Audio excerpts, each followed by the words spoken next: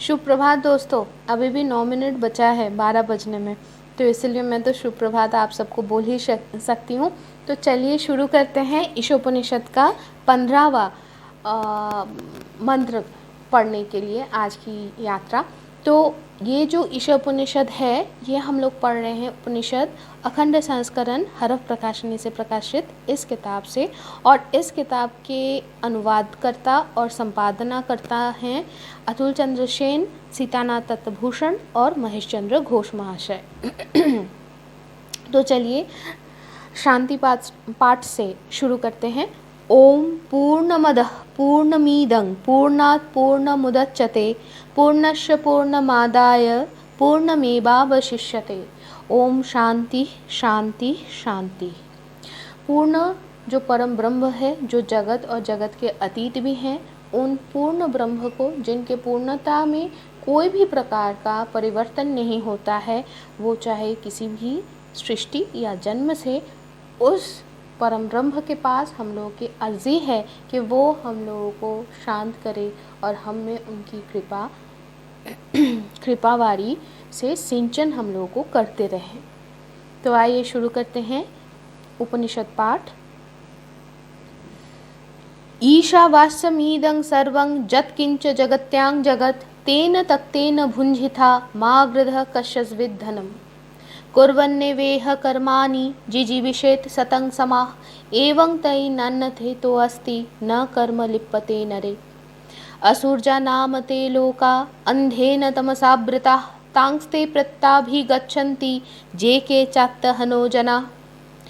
अनेजदेकं मनसो जबीयो नैनद्देवा आप्नुवन् पूर्वमर्षत् तद्धावत् अन्यान् तेति तिष्ठत् तस्मिन्नपो मातरिष्या दधाति। तदेजति तन्नैजति तद्दूरे तदन्तिके तदन्तरस्य सर्वस्य तदु सर्वस्यास्य बाध्यता। जस्तु सर्वाणि भूतानि आत्तन्नेव अनुपश्यति सर्वभूतेषु चात्तानं ततो न विजुगुप्सते। यस्मिन् सर्वाणि भूतानि आत्तैवाभूत बीजानतः तत्र को मोहः कः शोकः एकत्वमनुपश्यतः।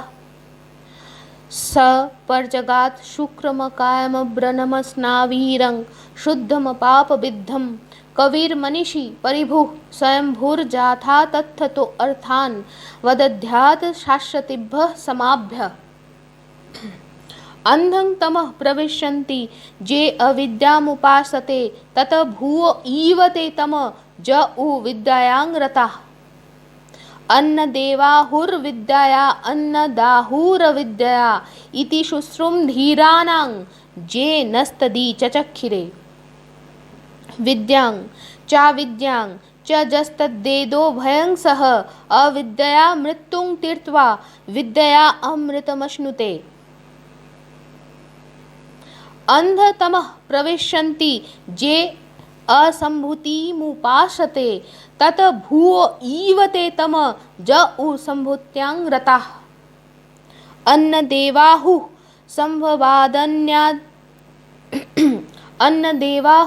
संभवादन्नदाहुरसंभवात् इति शुश्रूं धीराणां जे नस्तदी चचक्षिरे।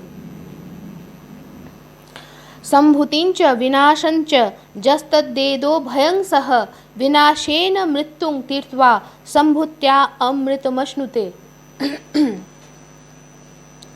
आज ये जो आज तक जो हम लोग 14 जो मंत्र पढ़े हैं, वो 14 मंत्र विभिन्न पर्याय में हम लोगों को ये सिखाया है परम ब्रह्म के जो पूर्णत्व है, उनका जो परिव्याप्ति है, उनकी जो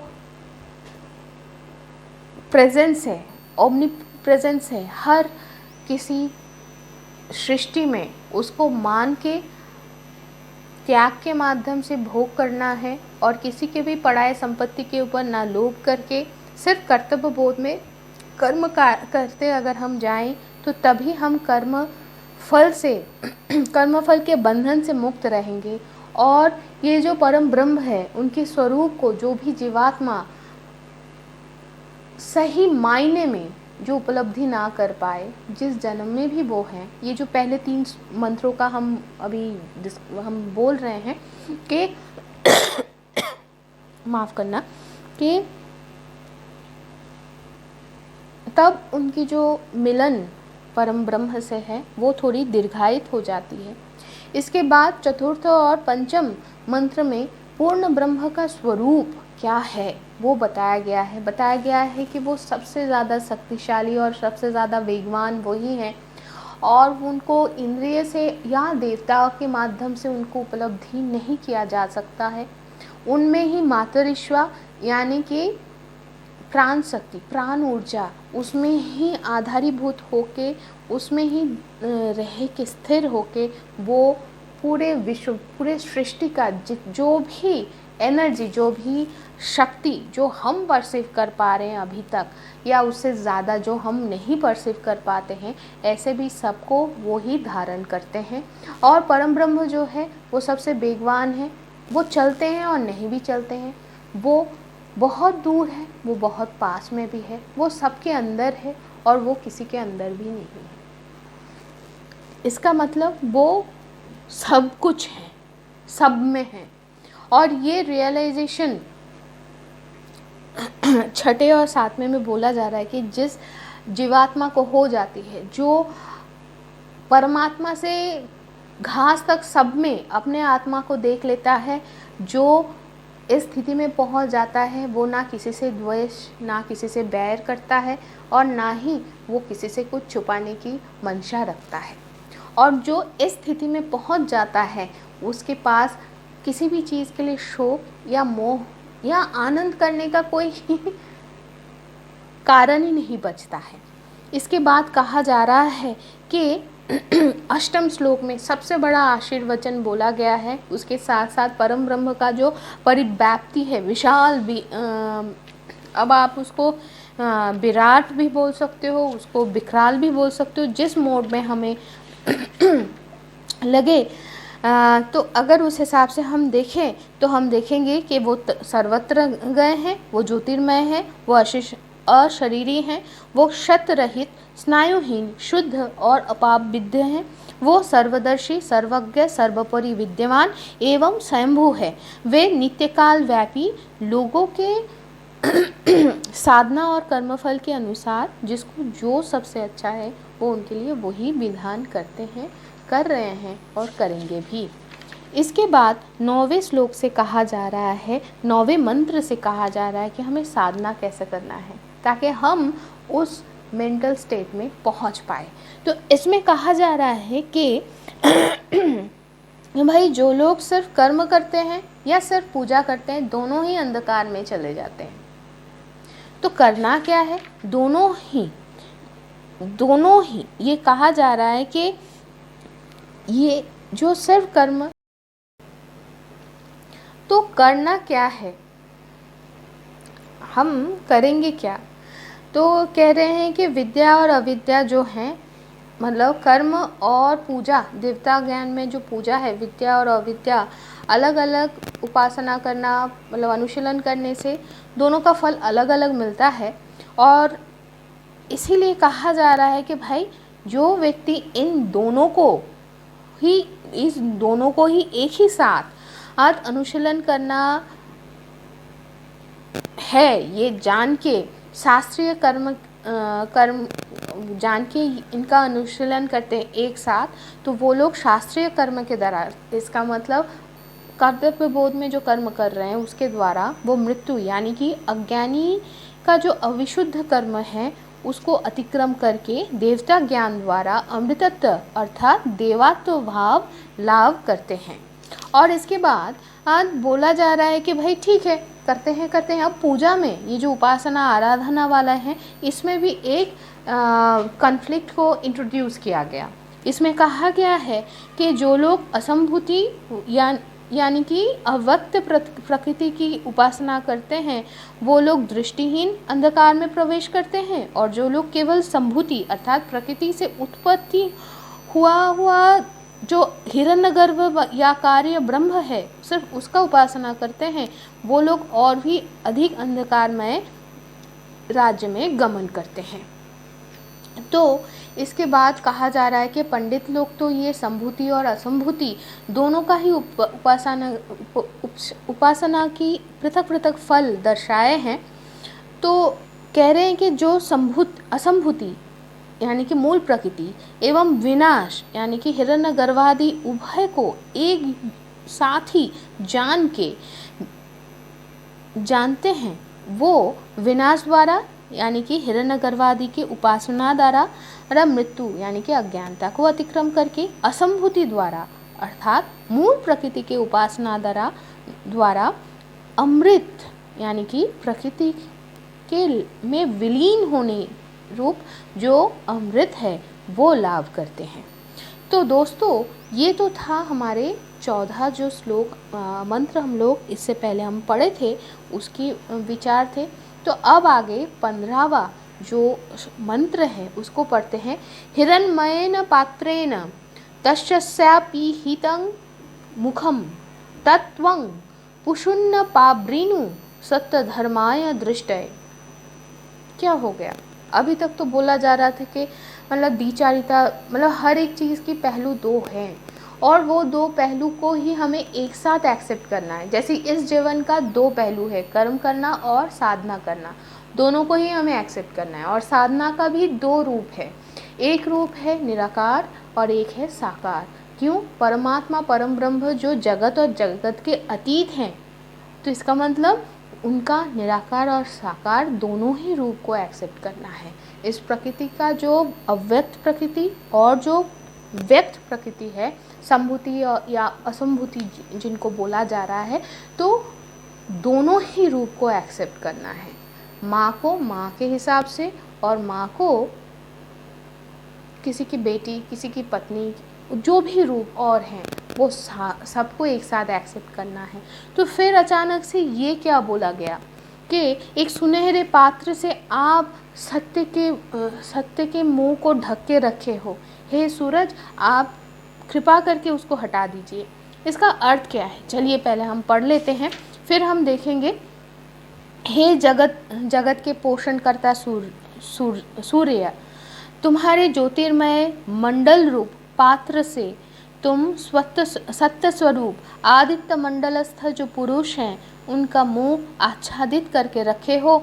सत्य स्वरूप तुम्हारे उपासना के फल स्वरूप सत्य धर्मा मेरे उपलब्धि के लिए तुम उक्त आवरण को अपश्रेयमान करो, उसको हटा लो। अर्थ क्या है? मुझे सीधा सीधा ये समझ में आया, सब कुछ हम एक्सेप्ट कर लिए, लेकिन आखिरकार हमें प्रार्थना तो करना ही है। कहा जाता है कि जब हम किसी के घर पे जाते हैं तो हमें डोरबेल बजाना ही पड़ता है या उसका दरवाज़ा खटखटाना पड़ता ही है। तो हम सब कुछ कर लिए, हम जब उनके सामने आए तो वो हमारे सामने मतलब दुल्हन अपना घूंघट उठाएगी भी या नहीं, वो तभी संभव है जब वो एक्सेप्ट करे। तो उनको भी पता होना चाहिए कि आप चाह रहे हो कि उनका मुँह देखना, उनका मुखारू बिंदु आप देखो, उनसे आप परिचित हो। ठीक वैसे ही आपको आग्रह तो करना है, उनको भक्ति से उनको पुकारना तो है ही।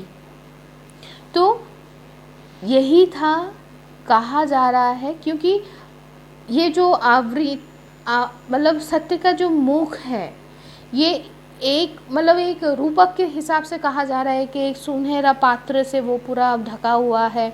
ये जो ढका हुआ है अर्थात मानवीय जो चैतन्य है वो छिपा हुआ है। क्यों?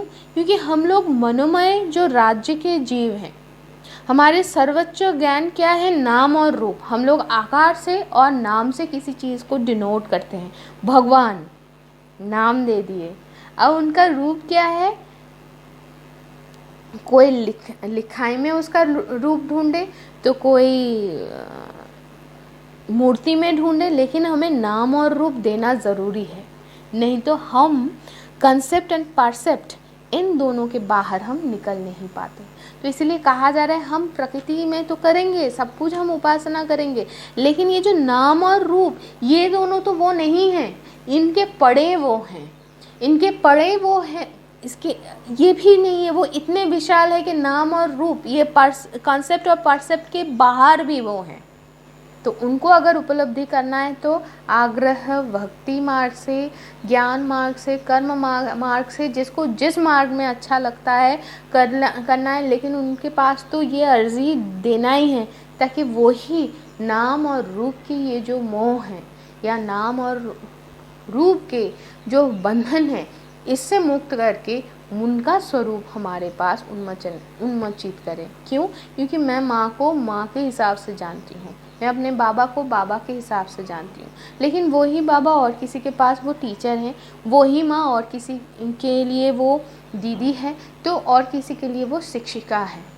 अगर ऐसा है, लेकिन वो कौन है?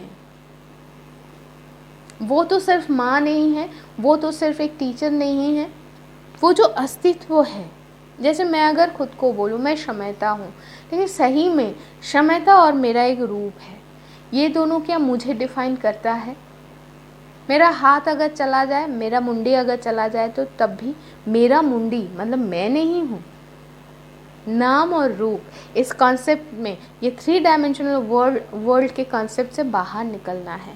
तो इसीलिए तो हमें आग्रह करना है, भक्ति करो, प्रार्थना करो।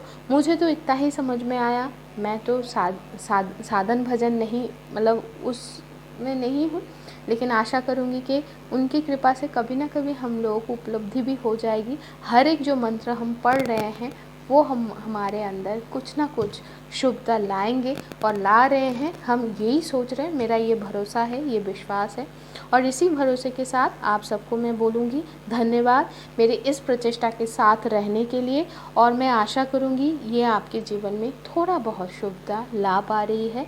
तो ऐसे ही मेरे साथ चलते रहिए। और ये जो भगवान ने एक मौका हम लोगों को दिया है, मुझे दिया है, परफेक्टली बोलूँ तो आप लोगों के पास इस उपस्थापना को लेके आने की हिम्मत दिए हैं, और उसके साथ साथ हम लोगों को एक मौका दिया है कि हम एक साथ इसको जानें, हम एक साथ इसको उपलब्धि करें। ये बहुत उनकी बड़ी कृपा है और माँ बाबा के आशीर्वाद है। तो इस शुभ चिंता के साथ आज हम यहाँ पर ही ख़त्म करते हैं। फिर अगले हफ्ते हम वापस आएंगे 16तम जो मंत्र है उसको लेके, और 3 मंत्र बाकी है ईशोपनिषद के।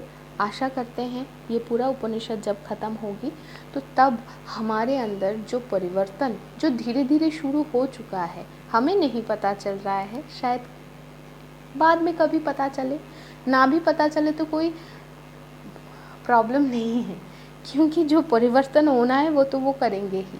तो जो सूचना उन्होंने किया है उस सूचना में एक माध्यम ये भी है। तो देखते हैं क्या आगे आता है, क्या हमारे सामने आएगा। तो सारे शुभ हो, सारे अच्छे हो, इसी शुभ कामना के साथ आज मैं यहाँ पर ही ख़त्म करती हूँ इस उपस्थापना को। तो तब तक के लिए इजाज़त दीजिए, शमयता को शुभमस्तु।